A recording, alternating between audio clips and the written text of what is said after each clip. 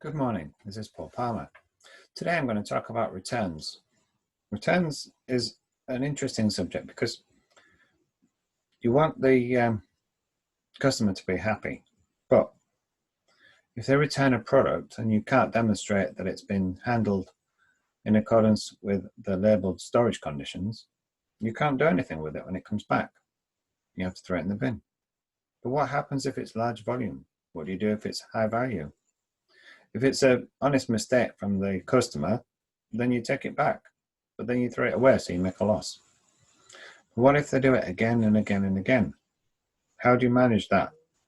If the customer keeps returning the same product, or maybe they just keep returning one item every time or 5 items every time from a mistake, how do you deal with it? Well, you should talk to your customer. Make sure they're aware of the issue. Tell them how much it's costing you, what happens to the product at the end of it, that you're having to throw it away in the bin. Explain to them that they need to be more careful. Ask them to verify their orders before they're sent through, or maybe you need to do a cross-check. Make sure that it's not something that you're doing. Make sure you're not adding something by mistake, or that you've got a process in place if they want to make an update or change what they're ordering. Otherwise, it's going to be hard. It's going to be hard for you to continue making a profit, because if everybody does it, where's it gone?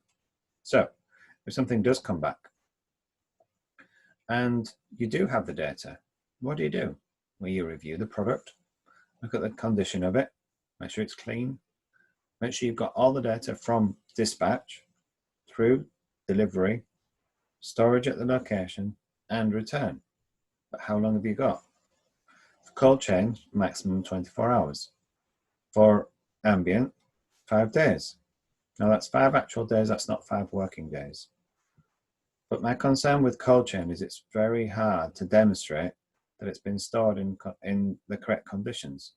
So the ones that I tend to accept even looking at are the ones that have arrived and then been turned away, because they're already in the controlled shipping container. And usually your logo would be in there, and it would go, and hopefully it would have enough time on it to actually come back as well. So that's it for today. Some returns and the problems that we have, I suppose.